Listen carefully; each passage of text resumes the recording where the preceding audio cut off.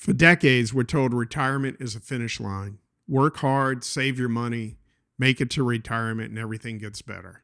But talk to people who've actually retired, you'll hear something very different. Today, we're talking about the 5 biggest surprises I experienced during my first 6 months of retirement and why many people say retirement wasn't what they expected. Hey, welcome to my channel, Retired Life by JG.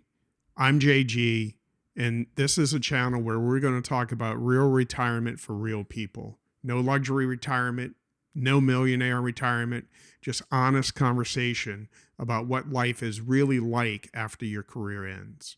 Let's jump into the 5 biggest retirement surprises that catch people completely off guard. The first thing that I experienced was realizing that retirement has a honeymoon phase, right? For the first few weeks, retirement was amazing. It really was. I had no alarm clocks, no meetings, no deadlines, no boss trying to call me to see if I made it into the office on time. And then reality started to set in. Somewhere around month 2 or 3, something really unexpected happened. The novelty started to wear off. I started to realize that I was sitting down watching TV a whole lot, sleeping late, wasting the day away, feeling very unproductive.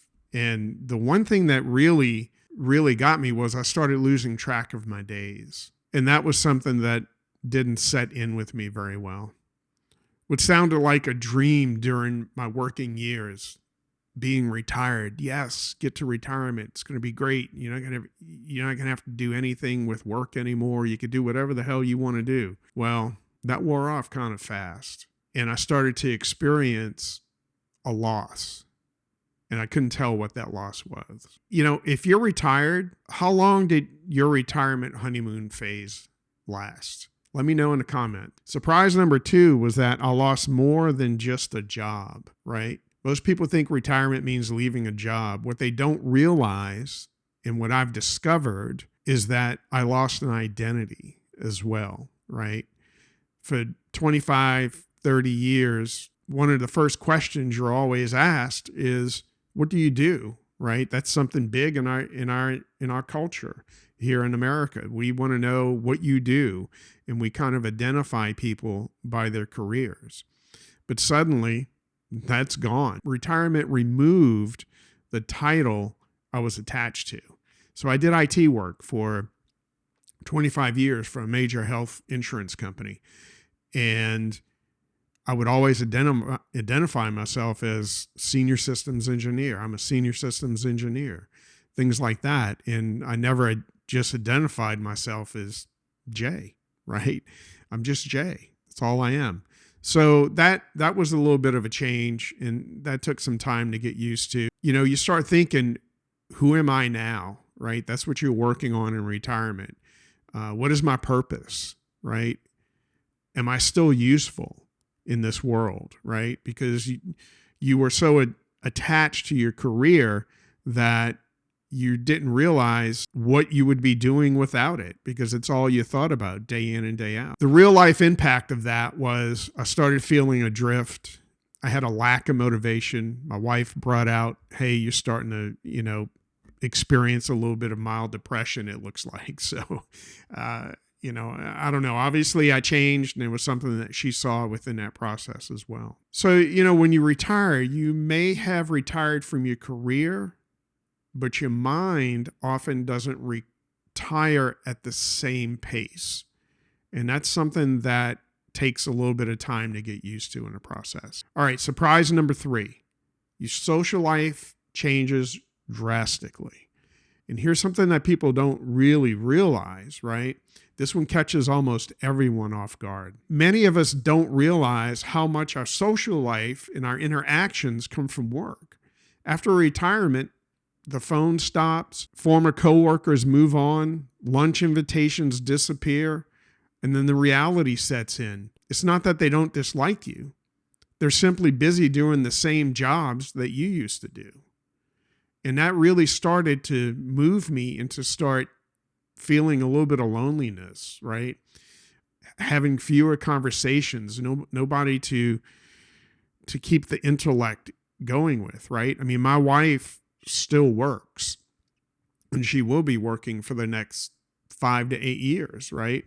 I married someone who's 8 years younger than me. Hubba hubba. So that kind of sets in, right? And your social circles become smaller. And I started to realize that as well. And one of the lessons I had to learn is that retirement often requires intentional building of a new social life.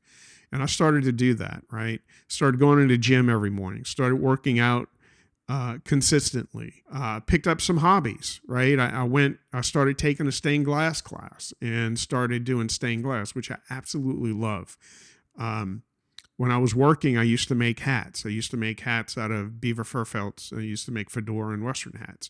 So this was something I could still put my creative energies into, in which I kind of hope I could start putting some creative energies into this as well, into YouTube. I just started to really focus more on what I could do to fill time, right? Because that time was lost. You can only do golf so many days a week, right? You can only go fishing so many days a week until at some point, most of that stuff really starts to not get in the way, but it gets repetitive, right? So you need to kind of keep things going. And that's what I found, is that I needed to keep variety in my daily activities, right? Surprise number 4, what I found was I was spending more time with my spouse than ever before. I mean, when we were young, married with young kids, I mean, it was nonstop, right? My son played tennis on a junior circuit. My daughter played soccer. They both went to college for their sports. And that took time. And that took time apart and time away. Nobody talks about how much retirement changes a marriage. I mean, think about it. When you're younger, right, and you have kids, your kids are running around, you're getting up in the morning, your routine is making breakfast, getting the kids out for school, kissing the wife on the way out the door, and you don't talk to each other all day, right? You may make a phone call here or there, hey, how you doing? Stuff like that, but you're not really sitting down having meaningful conversations in the middle of the day, right? And that takes a little bit of change. What I found was my relationship with my spouse really improved because we actually had the time to sit down and have deeper conversations, right? We had time to sit down in the evening and play mahjong. I mean, yeah, I play it. So what? And we realized that it's okay for us to have different schedules. It's okay for us to have different hobbies, and it's okay for us. You know, we have different expectations of what we want to do in our later years, and that's okay. We both want to travel. My wife plays tennis. We play pickleball together. We don't have to be together all the time. And a lot of couples in retirement think that that's kind of where it needs to be. And if that's where it needs to be for you, that's great. More power to you. But as an individual, you still need your separate time. You still need your quiet time, right? My wife and I are both only children. So for us, that time alone is sacred and is something that we kind of allow each other. We've always allowed each other to have all throughout our marriage. We've been married 27 years and it's worked for us since the beginning. So we're not going to change that now. Surprise number 5 is that I needed a purpose more than I needed a paycheck. And that's something that we really don't think about. This was one of the biggest surprises that I had. When I left 6 months ago, I had a severance package. So they're paying me out for another 6 months or so. When I think about when that paycheck is going to end, right? What am I going to be doing? How am I going to handle that when it happens? And this isn't a financial channel. I'm not a financial planner. I don't pretend to be. My son is a wealth management person, so that really helps me out in the long run. But this video isn't about finances. Many people spend decades focused on earning their paycheck, right? Then the paycheck stops, but so does the sense of a mission.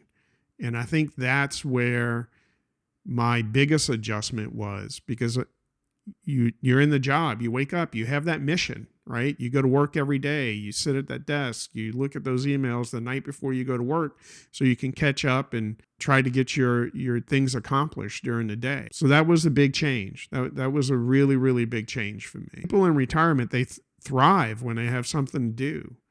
They have someone to help. They have something to look forward to, right? And that's where a routine comes in, and making that new routine is probably one of the hardest things that I found I had to do. So my purpose changed from worrying about getting emails done, worrying about the meetings and the phone calls. I started to move that purpose more to my family, making sure they have what they need. My daughter's graduating from college, making sure that I can help her get settled in her new career and get settled in her new place. I started devoting more time to my faith. I joined a men's group where we read theological books, right? We just finished reading the 3 books for Dante and discussing those. And that kind of keeps you mentally fit. Right? I want to do some mentoring, right? I want to find a younger person who's coming up through this, not only my kids, someone who I can mentor through their career journey, coming out of college and stuff like that. So that's the type of stuff that I think would be best for me and would really help most retirees in that process. Retirement isn't simply about stopping work. It's about replacing work with something meaningful. So if you're approaching retirement, don't let any of this scare you. Retirement is still one of the greatest opportunities many of us will ever have. The retirees who thrive aren't necessarily the wealthiest. They're the ones who prepare for emotional side of retirement, not just the financial side. So nobody warned me about these 5 surprises, right? The honeymoon phase, it ends. Losing part of your identity, it happens. Changing friendships, that's going to happen no matter what. You have some adjustments to make in your relationship with your spouse, and you need a purpose. That's the 5 things that I discovered in my first 6 months of retirement that helped me settle better into this new life. So look, I'd like to hear from you. If you're retired, what surprised you most during your first 6 months?